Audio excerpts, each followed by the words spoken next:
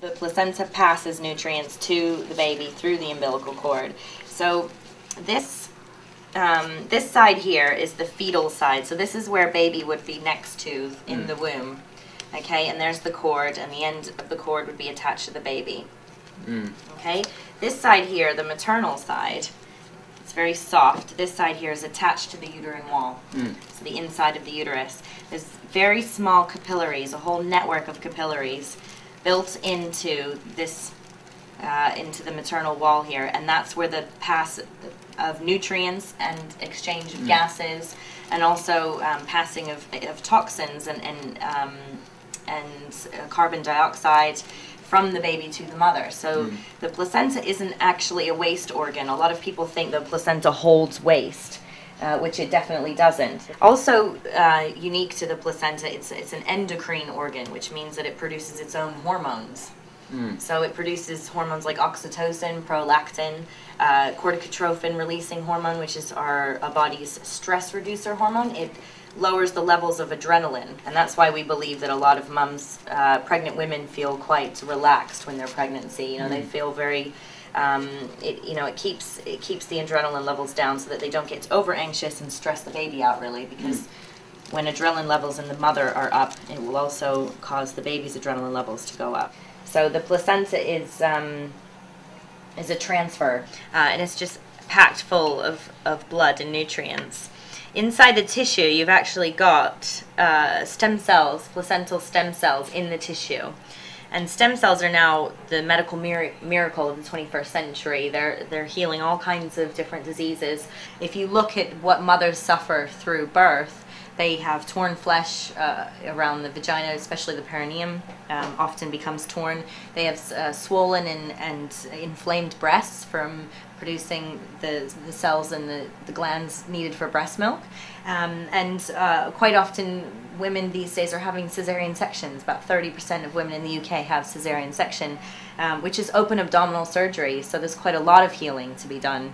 And eating the placenta after cesarean would be incredibly beneficial for the mum, because the stem cells in the placenta would target those areas, especially the abdomen, where the incisions were made, and heal those incisions at a much quicker rate than would if she hadn't eaten her placenta.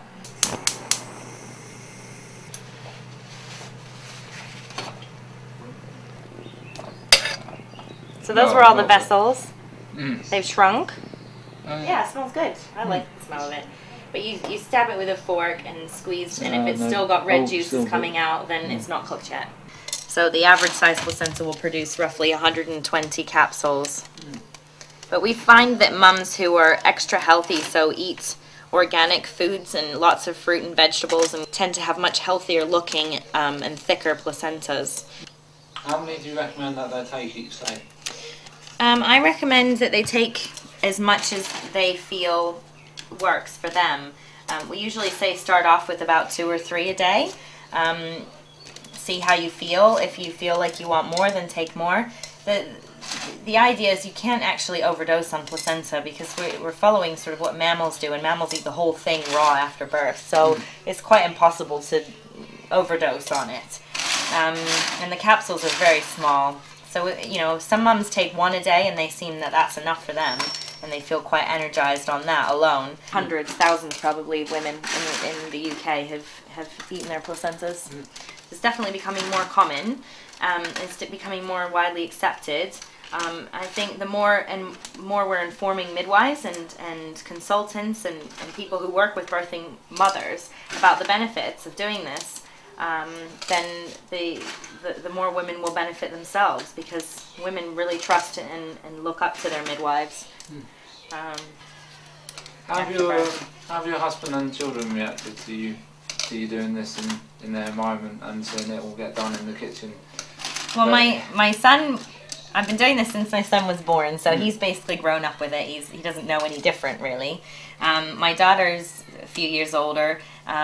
She has no real opinion. She has told me before, when I have a baby, then you're going to do my placenta. So she's already convinced. My husband is absolutely convinced that it works, and he's seen and and read the letters that I get with thank you letters from my clients, and they've thanked him for the work that I do and giving me the time and the patience that I need to be able to do this successfully in the home. So if people want to try out this technique, the first point of contact should be our website, really. We've got a lot of information on the website. We'll send out an information pack, and that way midwives and anyone else involved in the birth knows how to handle the placenta after birth to ensure that it's safe for consumption.